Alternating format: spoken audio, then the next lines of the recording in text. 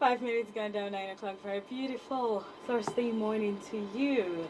You know, you and I want a better Nigeria, a country we can be proud to call our own anytime, anywhere.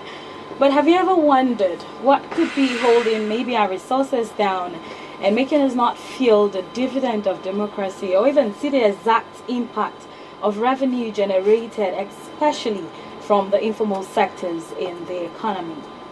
Those informal sectors will definitely bring to the light on today's episode, because these informal sectors actually directly involves you and I.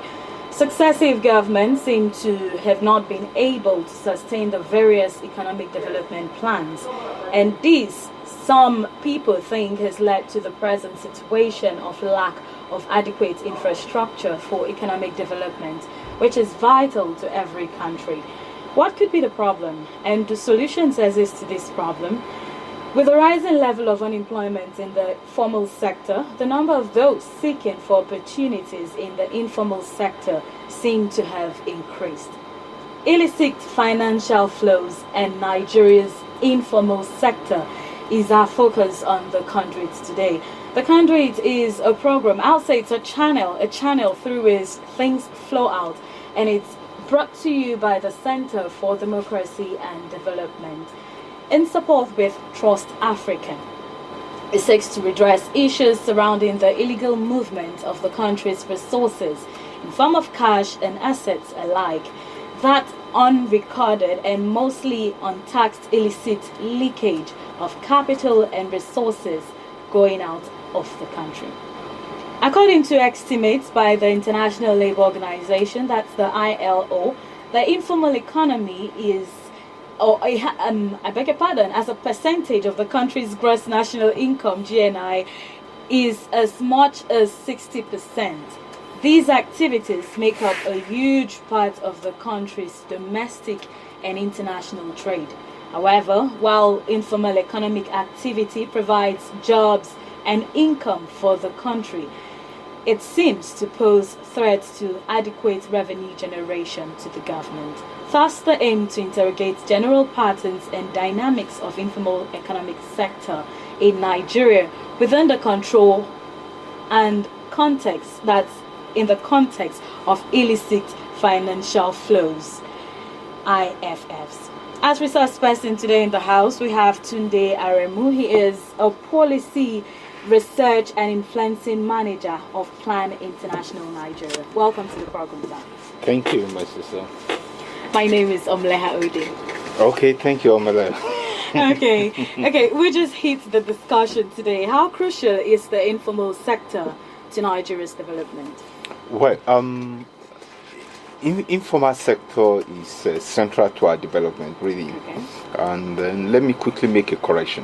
When you are doing the introductory piece, you said that the informal sector contributes, accounts for 60% of our GDP. GDP, yes. As at 2016, it has risen to 65%. That's how much it is. And when you say that a particular sector contributes 65% to the GDP of a nation, yes, that means it's that huge. As at 2015, the informal sector in Nigeria was worth 38.7 billion naira. That's the informal sector. That's the informal sector. That's how much it was worth then. 38.7 trillion, not billions, 38.7 trillion naira. Practically, that's where our economy is. Don't also forget that, unfortunately, we live in a country where the manufacturing sector is practically on hold. It's almost dead. That's the situation we have on our hands. Where is the textile industry that used to boom in the 70s, in some part of the 80s? Yes. What has happened to it? The skin tanning industry, which was domestic then, which was also largely informal, really. Unfortunately, the beverages are not doing well. Forget all the statistics that you are given. you find a situation where I don't want to start doing adverts for them. I won't mention the company so that they don't be you. But you find one of the largest beverage manufacturers in West Africa, in Nigeria. I call it West Africa now because it used to be located in Nigeria. But now you find that they used to have some noodles. Yes. They no longer have it in the market. They used to produce some coffee. The coffee is that you drink in Nigeria that they sell to us is actually no longer manufactured here. A lot of things have been taken out of this economy. So you find that you have the formal sector that is shrinking, and what you also have that is thriving at this formal sector in Nigeria is what you call the service sector, not the manufacturing sector. When you say the service, what global do you mean? Service sector, or the banking, okay, the public relations firms, different from goods. Okay. And you find out that look, it's manufacturing that drives economies. Go and check around the world. It's not the service. The service is what you call it. It supports.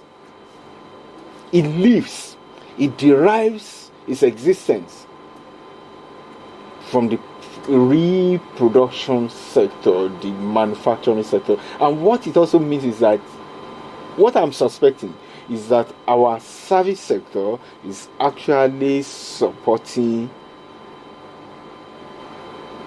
foreign producers, those who are bringing foreign products to the country. External inflow and all of that. Yeah. Okay. And what it also means, mind you, is that it means that a lot of what they are also supporting is also taking resources out of the country.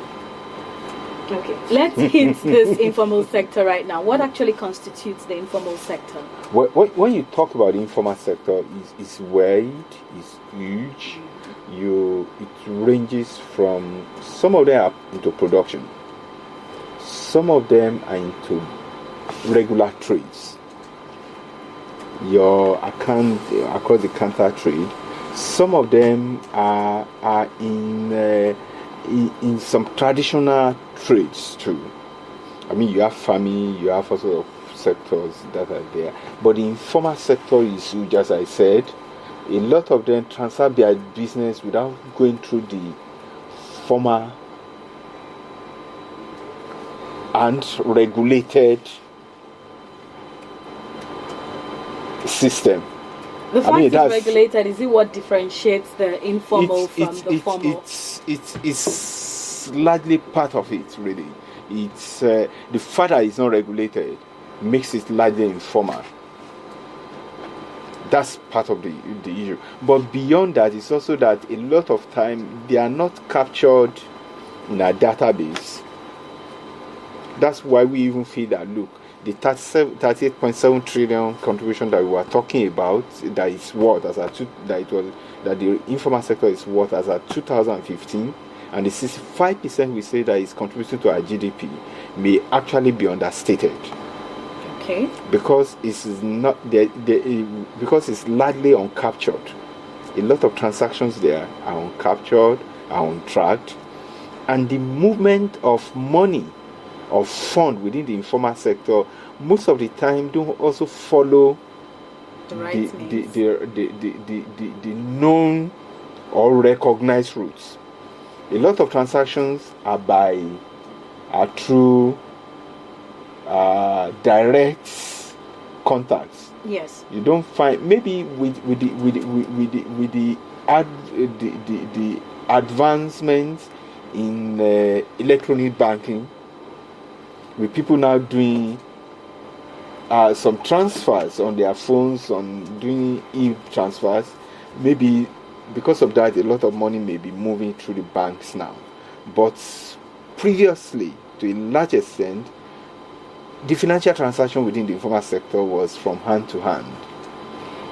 This informal sector, is there a particular body or supposed to regulate or something?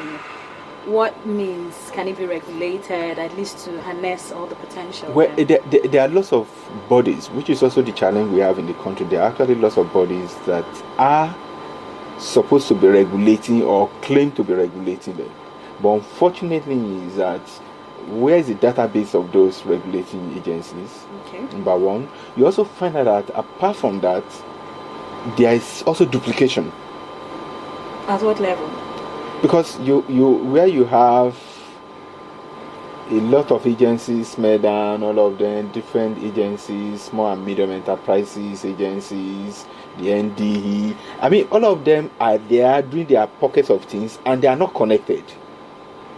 They are not linked, which is also part of the challenge that we have. So you find out that the agency that are supposed to regulate them, it's only when they want to generate resources from them that they actually wake up to their duties. Okay. So there's also lack of support for the informal sector.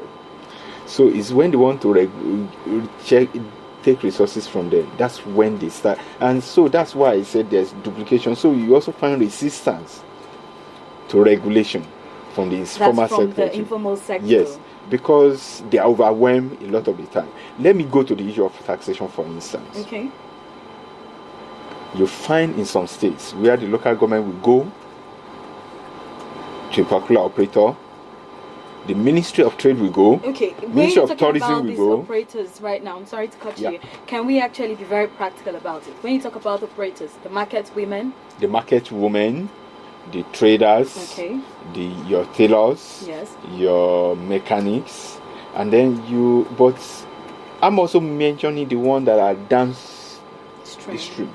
I mean, there are those that are actually doing large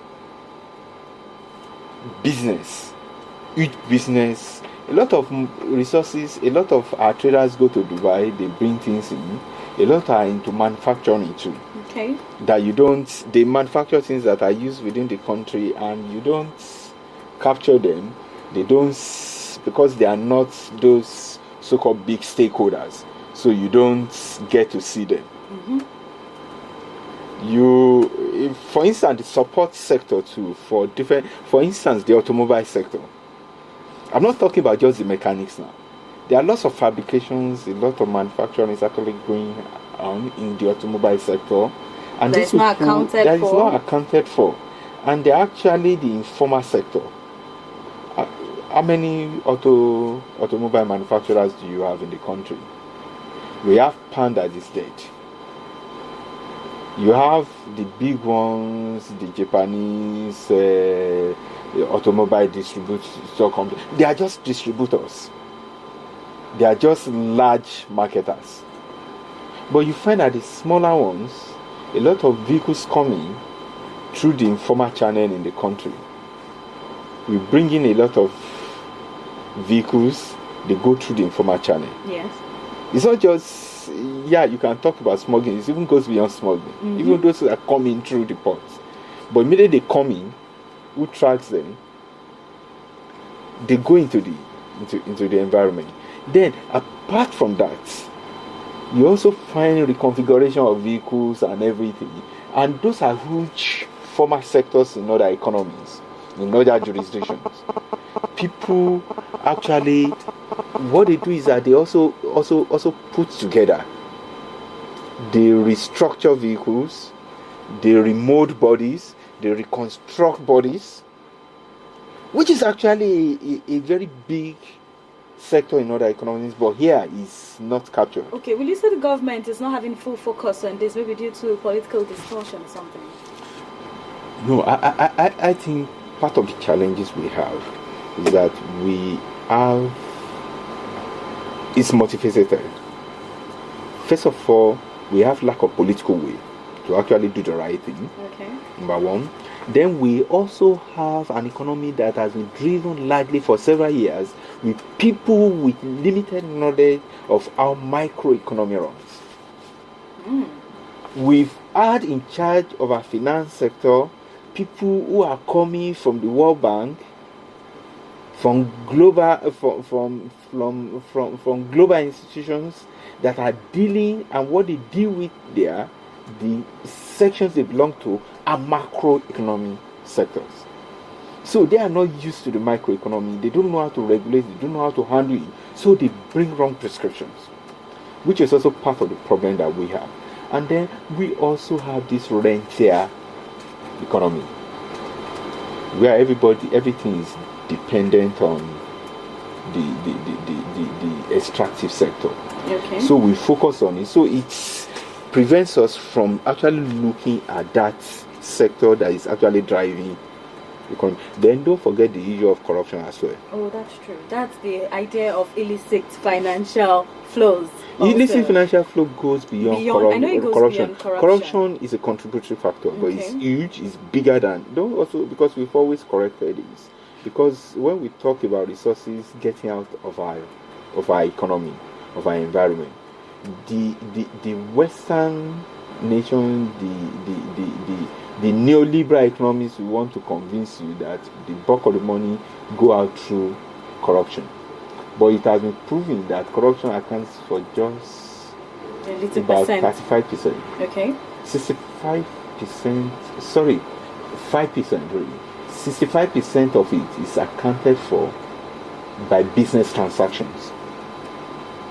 Through Business transactions within or outside.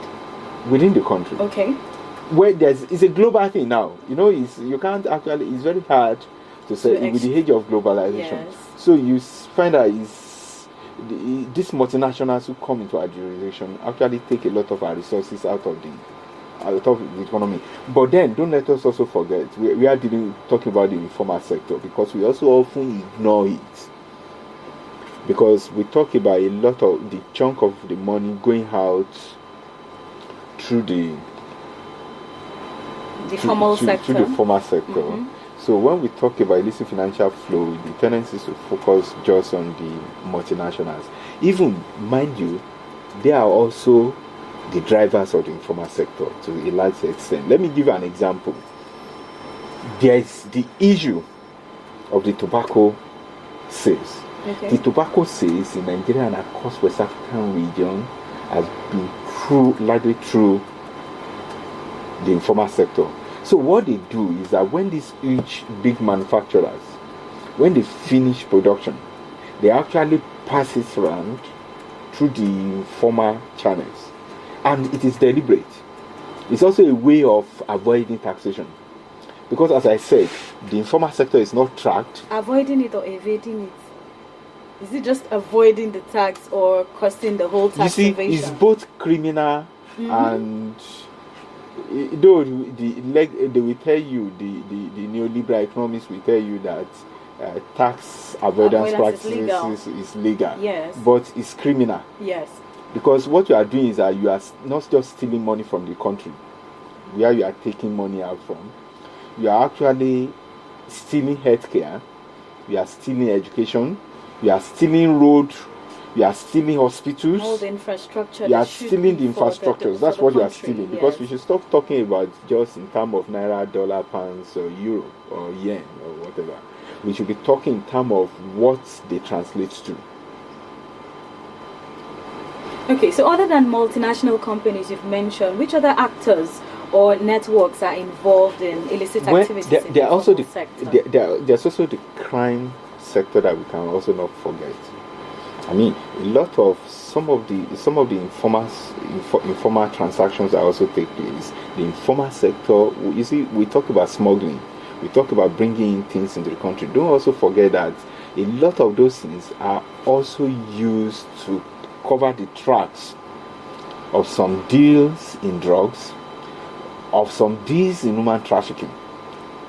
So they have to bring in their resources after they've engaged in those criminal activities, because you have to explain how the money is. You can't just transfer money, because particularly now that EFCC and different agencies are also tracking financial transactions. Yes. So what they also do is that they now use the informal sector to bring in a lot of things, and they dump it into our economy. And what they do is that all the goods that come in through the illegal routes are also a lot of time the money that they use in bringing those goods in are process of crimes. So that's why I said when we were starting out that it's complex, it's variegated, it has so many branches. So it's not a one-track thing. And that's why the state, unfortunately, has not gotten its act together to actually track it. So you find out that a lot of money is going out of our jurisdiction. Some of the time it's better to use narratives to explain this so that your listeners can also understand it. Yes. There have been instances which I don't know, unfortunately the customs has also not learned to also explain this to people. There are instances where you find people bring imported things into the country and they get to the port and then they ask them to pay certain duties, and those persons abandon those goods at the port and never come back for it. Mm-hmm. What serious business person will spend money, import goods, and then abandon it because they say come and pay some duties? And it's also because some of the time these are process of crime, from drug deals, Mm-hmm. from human trafficking, from also sort of also illegal transactions. And what they do is that they don't actually need those goods. What they just wanted to do is use them to account for the money that they are bringing, and those type of transactions are not taxed. Okay, to account for the money they are bringing in, how? I need to understand this. If you suddenly wake up and you have 50 billion in your account and your bank is informing the FCC that you have that money, you have to explain how you got it. Okay. So what they do is that they have to have semblance of some businesses ongoing, and that's what they do. So, and some of them are actually into some trades that are illegal. They take money out of the environment for all sorts of transactions. Don't forget that we also said that 35% of illicit financial flow is actually conducted through criminal activities. That's part of the challenge we have. So it's, as I said, it's compartmentalized. There are several factors responsible for it, but unfortunately we don't have a system that can track them, that can respond to them. And the regulation and yes, all that. unfortunately, though we are part of the first set of countries that bought into the idea of dealing with illicit financial flow. That was why the then president, General Olusegun Obasanjo, was one of those who was part of the African leaders then that set up the Mbeki panel on illicit financial flow, Okay. with the support of his then. But you know, the challenge is that in spite of that, Nigeria has not put in place the mechanism for actually dealing with illicit financial flow. I mean, there have been lots of promises. Even till now? Even till now. I mean, there are lots of promises. I remember there was a time when the Nigeria Tax Justice and Governance Platform is a coalition of NGOs, including CDD, Okay. Action Aid, Christian Aid, Oxfam, a lot of organizations, local NGOs as well. We got into it. But you know, the challenge is that we are in collaboration with the Nigeria Labour Congress and International Trade Union Congress. We approached the Minister of Finance and raised the issue of illicit financial flow and the need to deal with it. Promises were made. Nobody has gone back to those issues. You see, when you are not dealing with that you can track, how do you deal with the one that is very hard to track? The leaky report from Action Aid has been out for a long time. We have the Paradise Papers. We have the Panama Papers, also, yes. and we have the Paradise ones too. And who has gone back to them? Several Nigerians have been mentioned. There were promises made by the Minister of Finance that it will be investigated and those found culpable will actually be dealt with. But unfortunately, it never happened. Nobody has gotten back to Nigerians to give feedback. So where I'm going is this. You have a sector that is huge, that is contributing what is trackable, 65% of our GDP. Yes. But that's what we are able to, in an environment where we lack data. and you are not responding to the challenges posed by even multinationals and Nigerians, individuals and businesses that are engaging in the illicit financial flow, the ones that we are able to track. And yet you are not talking about, so you are now talking about the informal sector that we are unable to track.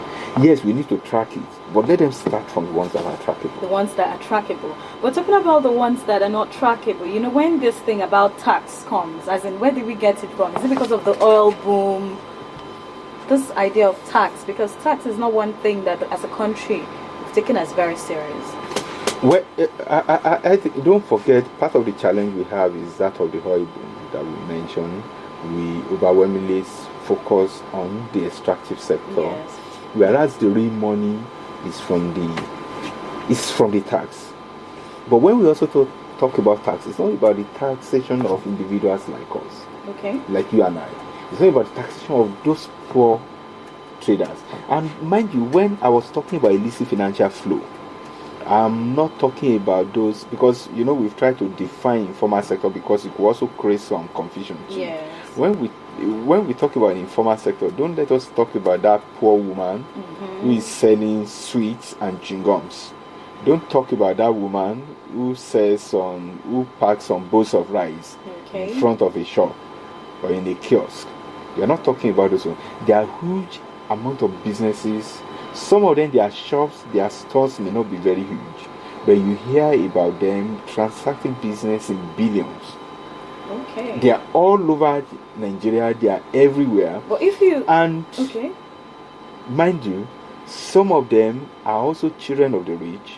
Yes, there are some that have been able to break out of the poverty cycle. But you also find out that a lot of these small businesses are actually also owned by people in politics, by people in government, and by huge businesses. You know, I've cited the example of the tobacco industry, yes, because ECOWAS has responded to that. ECOWAS has responded to that. Fortunately, it was led by the customs unit of the ECOWAS, and what they did was to actually get the ministers of finance in West Africa to agree to a common protocol on transactions, on taxation in the region. yes, But the one on tobacco is still in the work. But we have a document that we hope they will also respond and adopt the way they adopted the one on trade relations between the countries. Between countries, okay. We'll open the phone lines right now just in case anybody has a contribution to make or a question to ask. It's the country to 92.1 Vision FM, and today we're discussing illicit financial flow and the informal sector. And the informal sector, as our research person Tunde Aremu has said, he's a policy research and influencing manager of Plan International Nigeria. As he has said, it goes way beyond the market woman. Cuts across even multinational companies, you say. Okay, the phone lines are open right now just in case you want to call in, make a contribution, ask questions. The numbers are 080-911-27-352 or 08025-140627. The numbers again, 080-911-27-352 or 08025-140627. Those are the numbers you can call and make a contribution, or you can send a message to 33538 and make your contribution. What measures can actually be put in place in order to curb IFS in Nigeria in the informal sector? First one is about capacity building. You know, I keep saying it, that the first challenge is that we don't have capacity to actually track the business amount of business transactions that is going on in the financial sector. We have to deal with data collection, which is another one. And then there are lots of technologies that are being put in place globally now. I mean, some of them are called geospatial technology, in which you are able to track what is happening. You know what is located where, you know the density of population, and you are able to say, okay, something must be happening around here for this amount of movement to be happening around here, and track what is happening. We don't do that. We don't do intelligence gathering. But the political way to also deal with it. Don't also forget what I said, that yes, we call it informal sector, but a lot of businesses are also going there. It's also with the connivance of even the formal sector. I told you that we have a situation whereby a company closed certain production line in the country, and they move it to other places. They move it to other countries within Africa. Within West Africa. Okay. And also their products are coming in. How are they coming into Nigeria? Are they tracked? They don't bring them in through the formal sector. They don't bring them in through their own. They don't set up their own. They deal with people who they call wholesalers or distributors. And some of these people are actually operating within the formal sector. And it's deliberate. It's deliberate. It's the best way to make sure that they don't, after taking it out of our jurisdiction, they no longer pay tax. But we are still the market. They deny us the type of taxation we could have gotten through the former channel now as a country by manufacturing here. They are manufacturing elsewhere, and yet we are the market. If Nigeria is 1/4 of the whole population of Africa, if Nigeria population is equivalent to the whole of the population of East Africa, so what percentage of West Africa are we? So this is where the market is. So they bring those products in, but they don't bring them in through the formal channels. They use the informal sector to bring them in, which is also a way of avoiding. So you find out that the profit they are making there are not taxed. I mean, this is what constitutes part of the illicit financial flow. So that's why I said some of the time, some of us feel frustrated with the attempt to separate tax avoidance and tax evasion. Yeah. Both of them are what we should just call its name: stealing. They are stealing from us. So, but because we want to give the big businesses soft landing, there is international connivance, so they gave it a more attractive name. Is it the holiday? The holiday. The tax holiday? No, we are not even. Don't even go to the tax holidays now. Okay. That's a different story entirely. Okay. Because it's also one of the things that our governments are not getting right. Okay. I always explain this where I come from in this country. When you want to say that people are taking unwise decisions when it comes to transactions or dealings or engagements, we say that the person has given his or her food, the dinner, to the cat.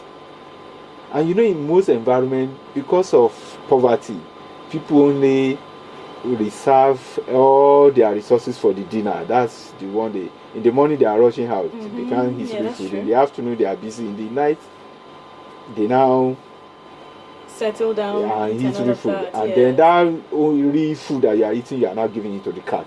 Okay. And that's what we do when we engage in all those tax holidays. But as I said, it's a different conversation entirely.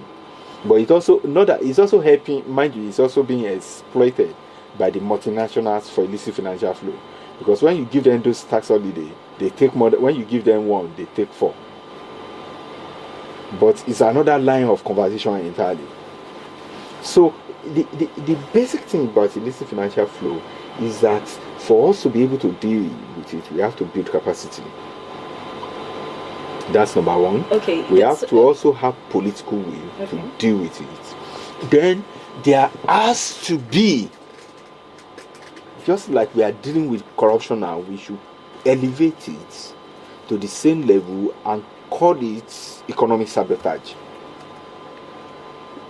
And the sabotagers or those involved get to face the law. from the side of the state, from the side of the businesses, must be made to face sanctions. Okay. If there are no deterrent factors, it will continue.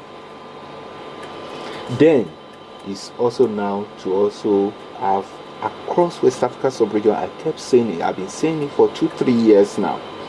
Until ECOWAS gets its rights acts together, until countries in West Africa agree amongst themselves to actually collaborate and deal with illicit financial flow, we also won't be able to deal with it, particularly in the area of informal sector.